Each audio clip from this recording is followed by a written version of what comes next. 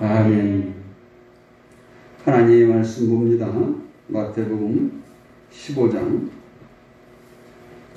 21절로 28절까지.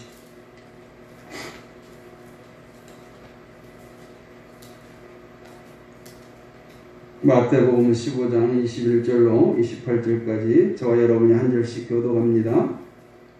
예수께서 거기서 나가사 두로와 시돈 지방으로 들어가시니 여자 하나가 그 지경에서 나와서 소리질러 이르되 주 다윗의 자손이여 나를 불쌍히 여기소서. 내 딸이 흉악하게 귀신 들렸나이다 하되 예수는 한 말씀도 대답하지 아니하시니 제자들이 와서 청하여 말하되 그 여자가 우리 뒤에서 소리를 지르오니 그를 보내소서. 예수께서 대답하여 이르시되 나는 이스라엘 집에 잃어버린 양 외에는 다른 데로 보내심을 받지 아니하였노라 하시니 여자가 와서 예수께 절하며 이르되 주여 저를 보소서. 대답하여 이르시되 자녀의 떡을 수하여 그들에게 던지니 마땅하지 아니하니라. 여자가 이르되 주여 올소이다마는 개들도 제 주인의 상에서 떨어지는 부스러기를 먹나이다 하니 이에 예수께서 대답하여 이르시되 여자여 내 믿음이 크도다. 내 소원대로 되리라 하시니 그때부터 그의 딸이 나으니라. 아멘. 할렐루야. 내 소원대로 되리라. 내 소원대로 되리라. TV 프로그램 중에 말하는 대로라는 그런 프로그램이 있었습니다. 우리 신앙생활을 하다 보면 정말 마음 먹은 대로, 생각하는 대로, 말하는 대로, 기도하는 대로 이루어지는 줄로 믿습니다. 그러니까 우리가 마음이 중요해요. 우리의 생각도 중요합니다. 우리들의 언어도 중요해요. 우리들의 기도 생활도 중요해요. 자녀들에게 축복의 말을 하시기를 바랍니다. 제가 어렸을 때는 우리 어머니가 저에게 호랭이 물어갈 놈이라고 했어요. 아이고 뒷산에 호랭이는 뭐하는 거고 얼마나 속을 썩였으면 배 아프게 난 자식을 호랭이나 물어가라고 그랬을까요? 근데 그런 건 절대 응답이 안 됩니다. 과장해서 그렇게 은유적으로 하는 얘기인데 정말 우리가 자녀들을 축복해요.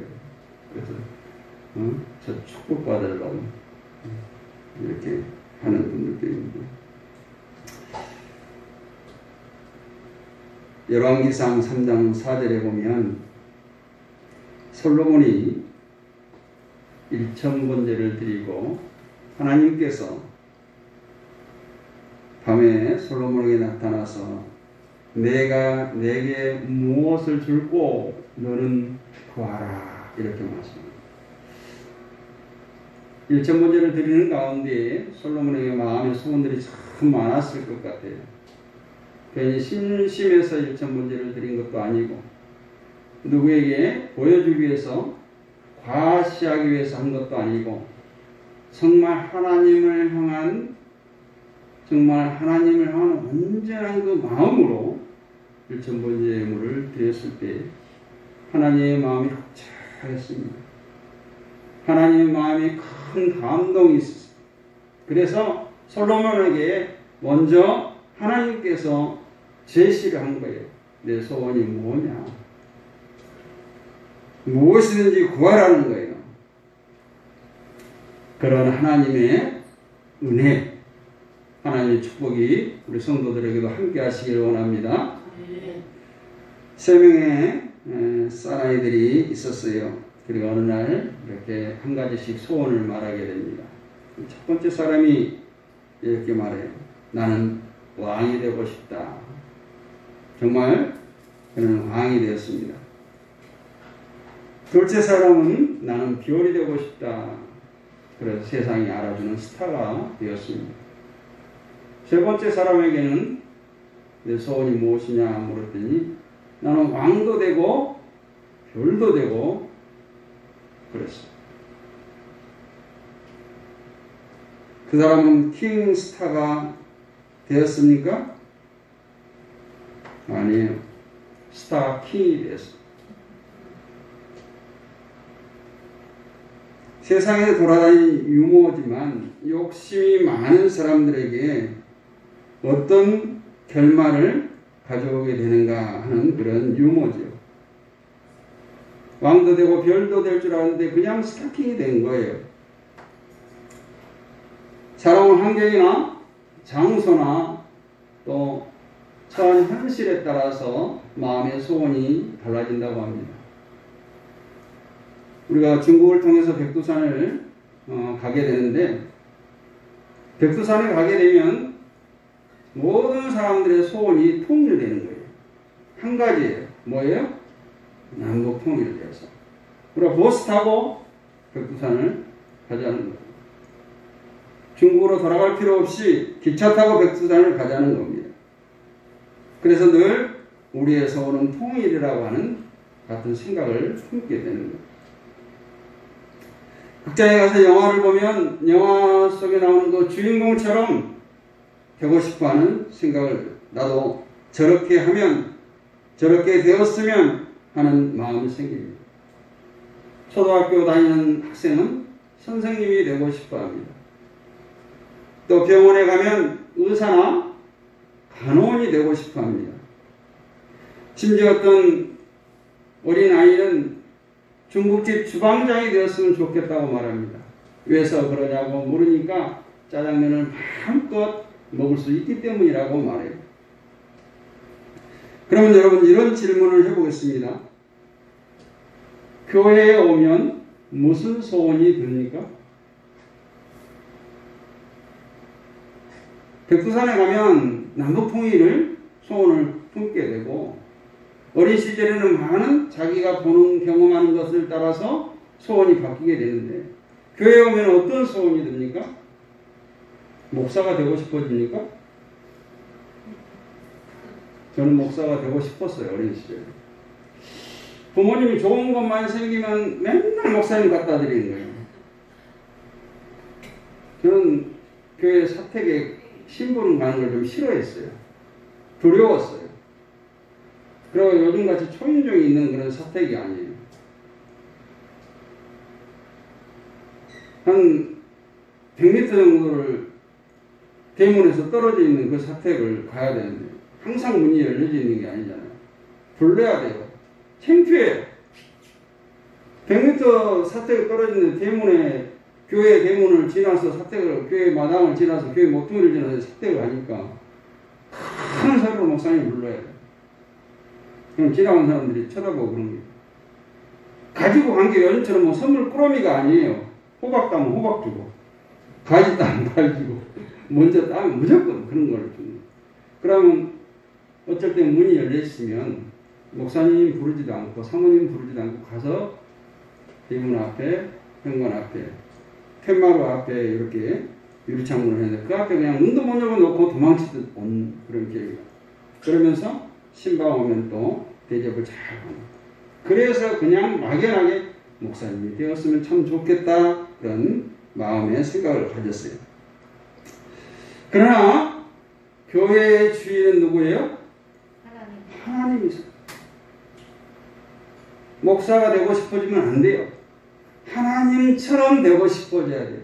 다시 말하면 하나님의 형상대로 지음받은 여러분은 그 하나님의 형상을 회복하는 소원을 갖기를 원합니다.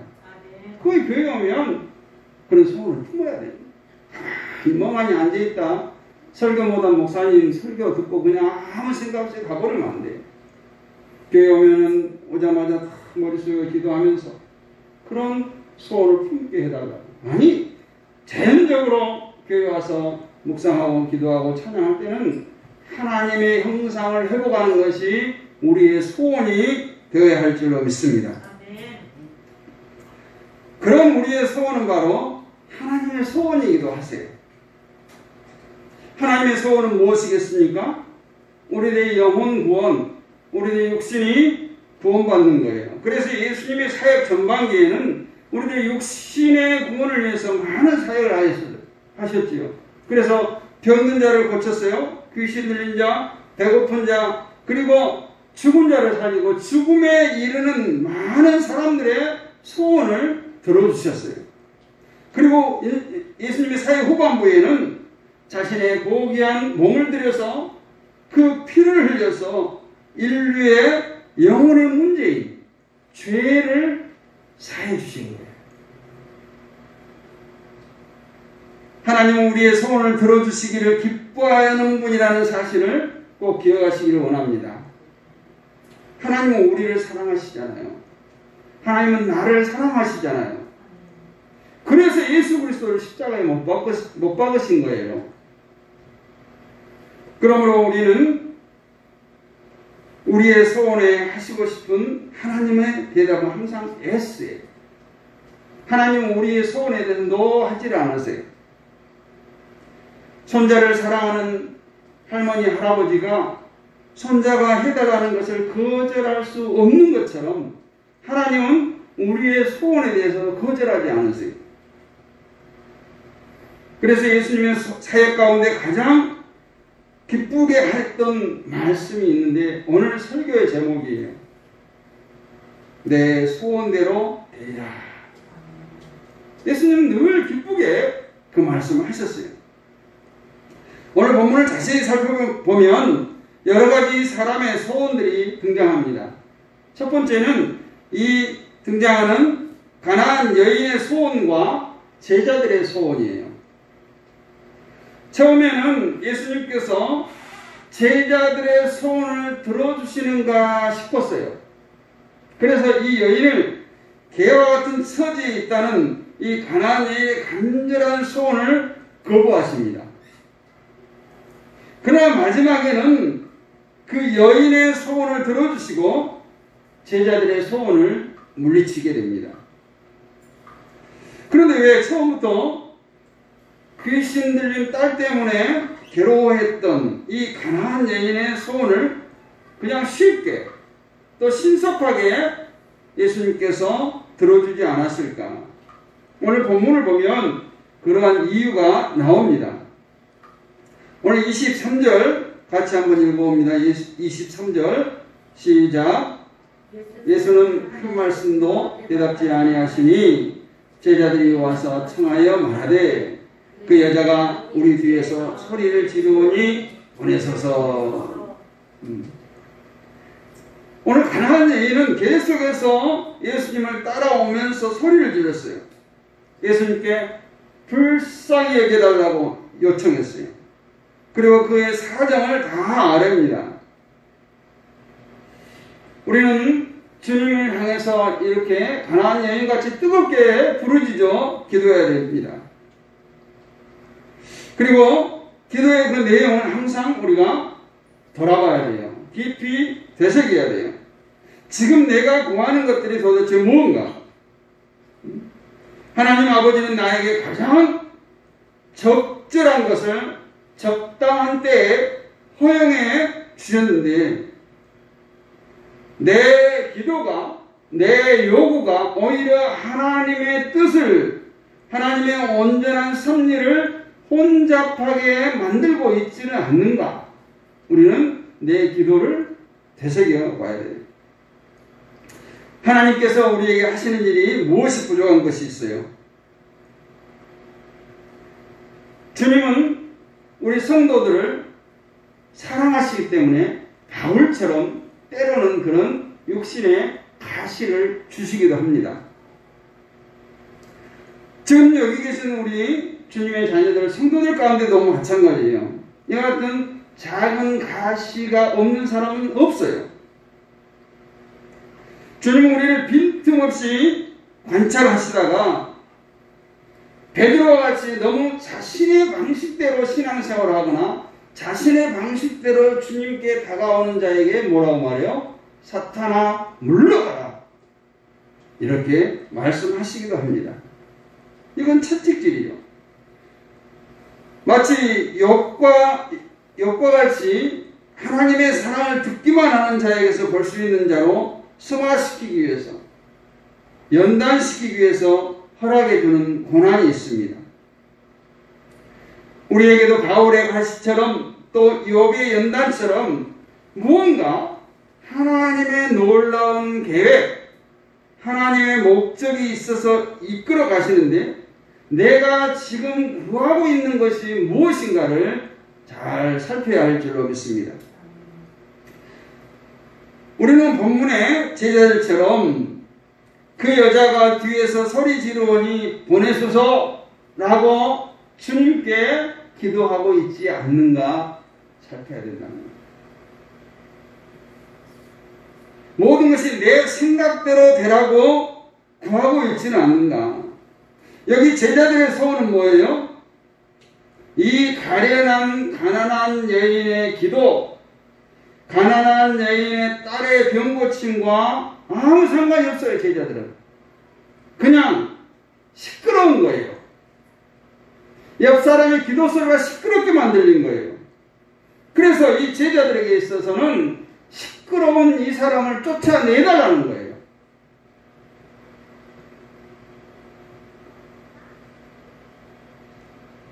오늘 가난한 여인의 소원과 제자들의 소원은 전혀 상반된 겁니다. 그러면 도대체 우리 인간에게 소원이 뭔가? 소원은 어떤 목적을 가졌기 때문에 시작된 거예요. 그러므로 자기의 소원이 속히 이루어지지 않는 사람은 오늘 가나안 여인처럼 더욱 강한 집념이 생긴 거예요.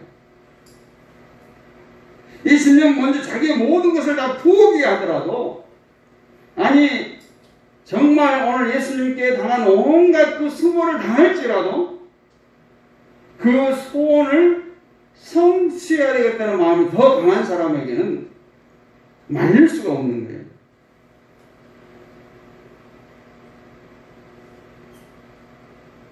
여러분, 선한 소원을 품기를 바랍니다.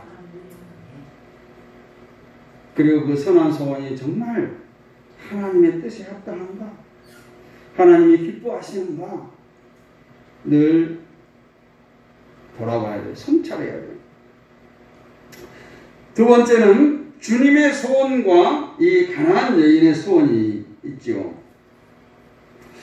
주님의 소원은 한마디로 인간들에게 영생을 주시는 거예요.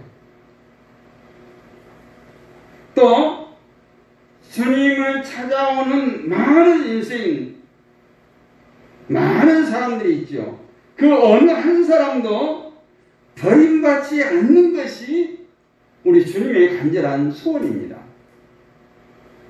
그래서 요한복음 6장 39절에 뭐라고 말씀하세요? 나를 보내신 이의 뜻을 행하려 함이니라. 나를 보내신 이의 뜻은 내게 주신 자 중에서 내가 하나도 잃어버리지 아니하고 마지막 날에 다시 살리는 이것이요. 이렇게 말씀하고 있어요. 결국 주님의 소원과 가난한 여인의 소원은 결과를 놓고 보면 똑같은 거예요. 그런데도 이 가난한 여인의 간절한 소원을 들은 주님은 처음에 거절하고 계세요.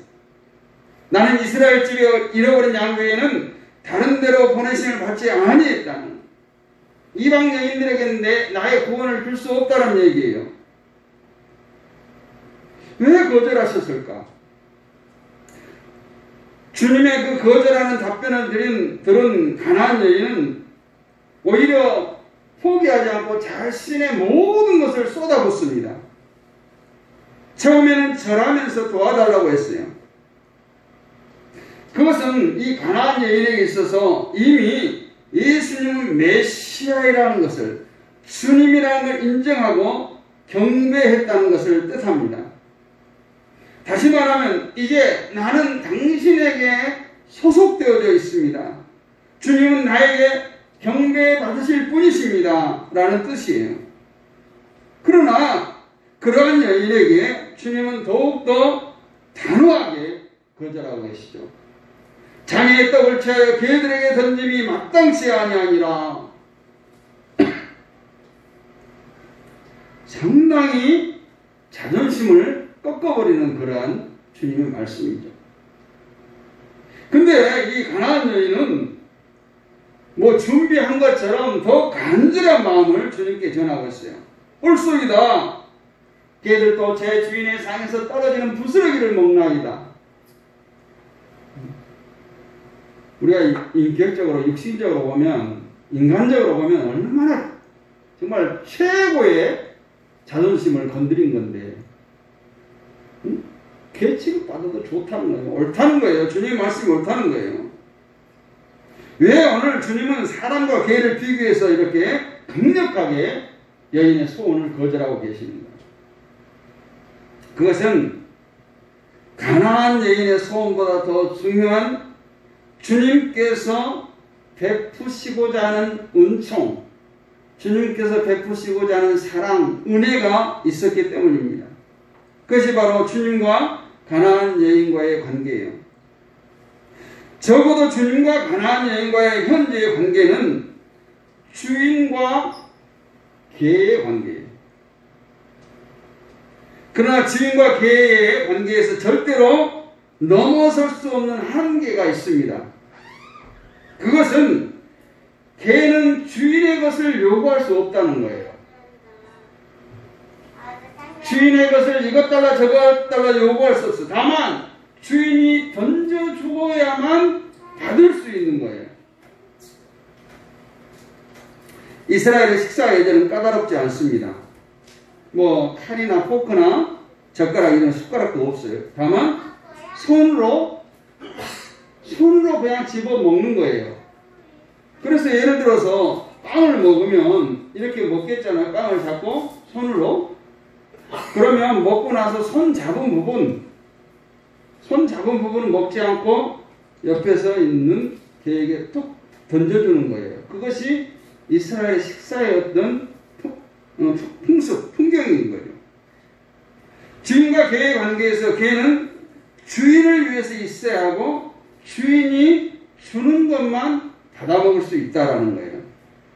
그래서 주님은 자신과 가난한 여인과의 관계를 확실하게 주인과 개의 관계를 개선하는 말씀을 하고 있는 거예요. 주인과 개 사이가 아니라 나와 너 사이가 되어서는 안 된다라는 거예요. 그러면 다음으로 우리의 소원을 살펴봐야 되겠죠. 여러분의 소원은 무엇입니까? 여러분의 소원은 뭐예요? 천국 가는 것이 소원입니까? 맞죠? 그럼 천국 갈 수 있는 삶을 살아야 돼. 나의 소원은 기도하는 것입니다. 하면 기도하는 거예요. 기도가 뭘까? 기도는 하나님을 기다리는 거예요. 어느 기독인 사업가가 있었어요. 평소에 기도하지 않았어요. 사업이 곤두박질 쳤습니다. 큰 불황으로 위기를 만났어요. 그러니까 주변에 성도들이 이럴 때 기도하라고 권면합니다. 그래서 이분이 믿음이 있었나 봐요. 지금까지 전혀 기도 생활을 하지 않았는데 내가 어렵다고 기도하면 하나님께 염치 없는 것 아닙니까? 라고 반문해요.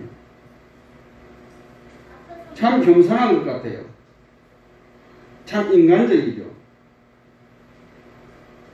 그러나 하나님 앞에서 염치나 체면을 따지지 말고 회개하고 겸손하게 무릎 꿇는 것이 하나님의 자녀의 자세입니다. 누구든지 기도 생활을 방해하는 가장 큰 적이 뭐냐? 염치예요. 체면이에요. 자기 자존심이에요. 마틴 루터는 신앙생활의 적은 바로 나 자신이다. 나 자아라. 이렇게 말했습니다.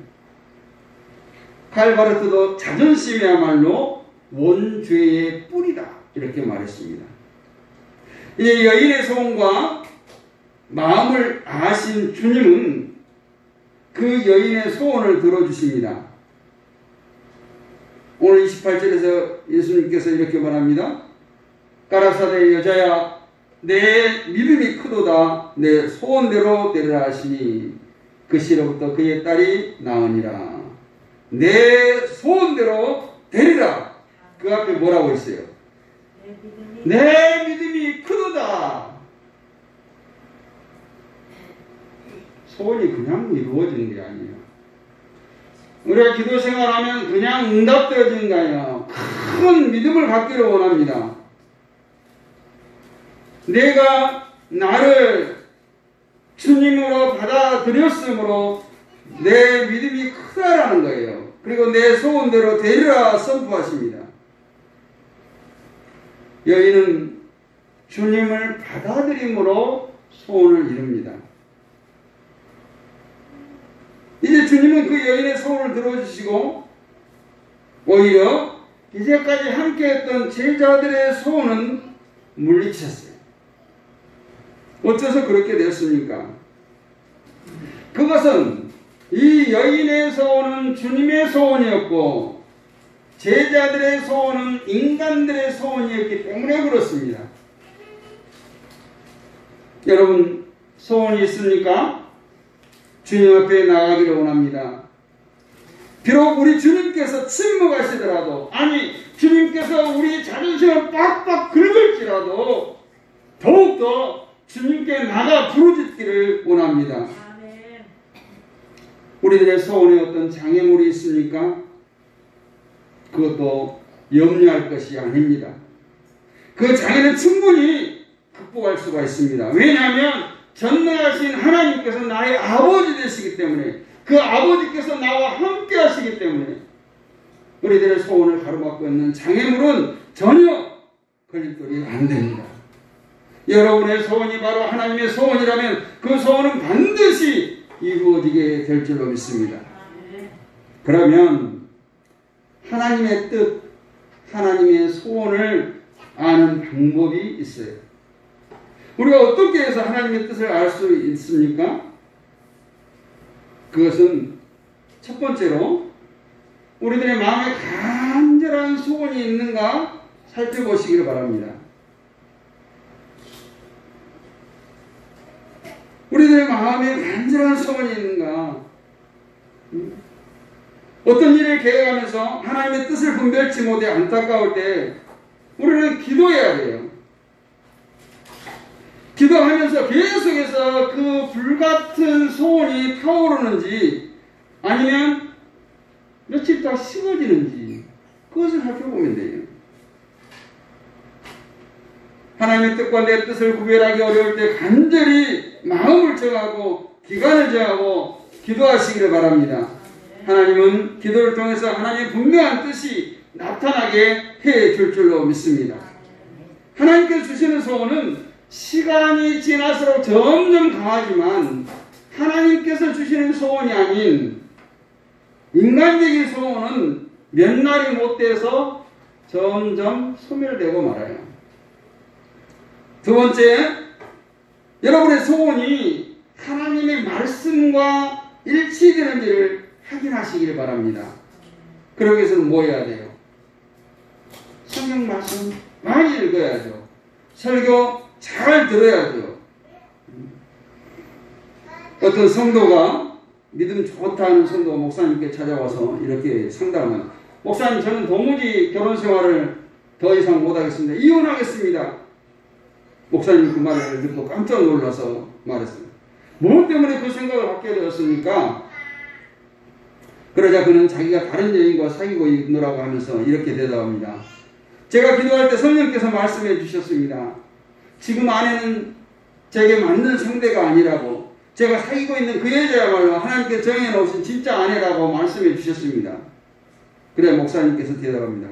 그런 생각을 단호하게 버리십시오. 그 소원은 하나님께서 주시는 소원이 아닙니다. 악한 사단으로부터 온 것입니다. 그는 목사님의 권면에도 불구하고 이혼하고 다른 여자와 결혼했습니다. 그 결과 세상에서 가장 비참한 사람이 되었습니다. 그가 그렇게 원했던 두 번째 아내가 처음 아내보다 더 맞지 않음을 깨달았을 때는 이미 모든 것을 다 잃어버렸던 때였습니다. 우리는 사단의 속삭임에 가끔 그것이 하나님의 뜻인 양 착각하고 살 때 많습니다. 하나님의 말씀을 깊이 묵상하고 내 소원이 하나님의 말씀과 일치하는지를 늘 확인하시기를 원합니다. 마지막으로 환경의 문이 열리는지를 눈여겨보면 됩니다. 하나님께서 주시는 분명한 소원이 말씀과 일치된다면 그 다음으로 환경이 열리는가를 보면 돼요. 일치된 것 같은데 하나님의 뜻인 것 같은데 모든 일이 꽉 막혀 풀리지 않아. 그러면 그것이 하나님의 뜻이 아니라는 거예요. 필리핀의 어느 교회가 하나님께서 주신 소원을 따라서 큰 교회를 지었어요. 근데 짓는 도중에 돈이 부족합니다. 이제 자재를 구할 수가 없어요. 공사가 멈췄습니다.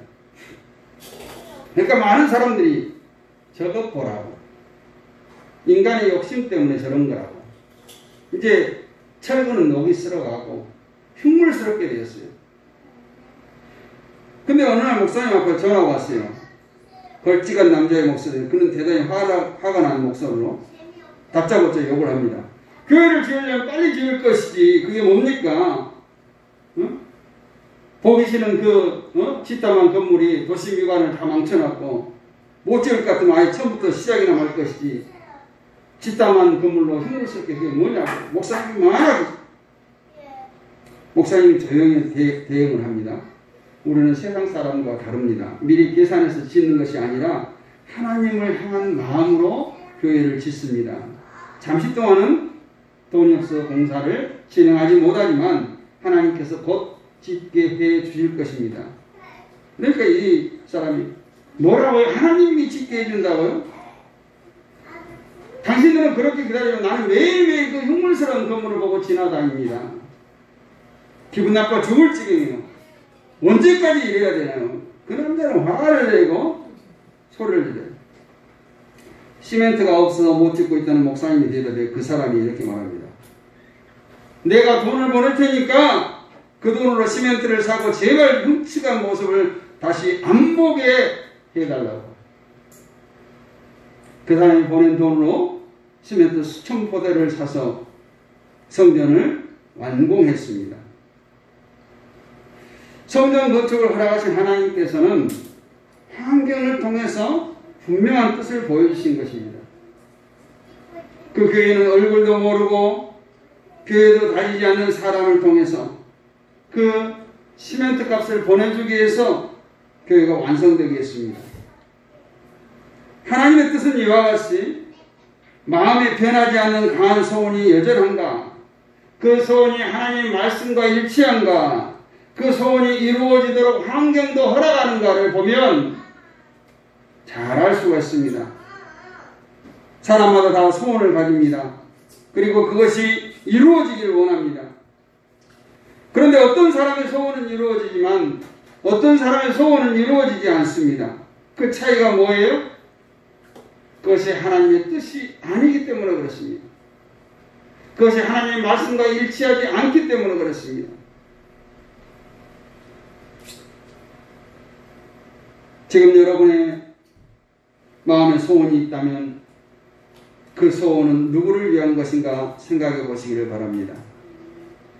하나님께서 주시는 마음의 소원이기를 바랍니다. 하나님이 우리에게 주시는 소원은 하나님과 하나님의 나라를 기억하는 것입니다. 오늘 본문에 중요한 사실이 있죠. 내 믿음이 크도다 내 소원대로 되리라요. 설교 제목은 내 소원대로 되리라지만 그 앞에 내 믿음이 크도다. 성숙하고 성장하고 깊이 있는 믿음의 소유자가 되시기를 바랍니다. 아멘. 하나님의 뜻을 구하고 하나님이 기뻐하실 일이 무엇인가를 생각하고 고민하고 주님의 말씀을 따라가는 여러분 되실 때 하나님께서 내 소원대로 되리라 축복해 주실 줄로 믿습니다. 아멘. 거룩하신 아버지 하나님 은혜 감사합니다. 오늘 가나안 여인을 통해서 우리 주님께서 소원을 들어주신 것처럼 우리가 이 땅을 살아갈 때 마음의 소원들이 많습니다. 그 소원이 하나님께서 주시는 소원이기를 원합니다. 하나님을 기쁘시게 하는 소원이 되기를 원합니다. 그 소원이 이루어졌을 때 우리는 무엇을 하나님께 드릴 것인가? 성숙하고 성장하고 깊이 있는 믿음의 소유자가 되어서 우리 주님으로부터 내 믿음이 크도다 칭찬받을 수 있는 우리 모든 성도들이 되게 하여 주옵소서. 믿사옵고 우리 주 예수 그리스도 이름으로 감사드리고 기도하옵나이다.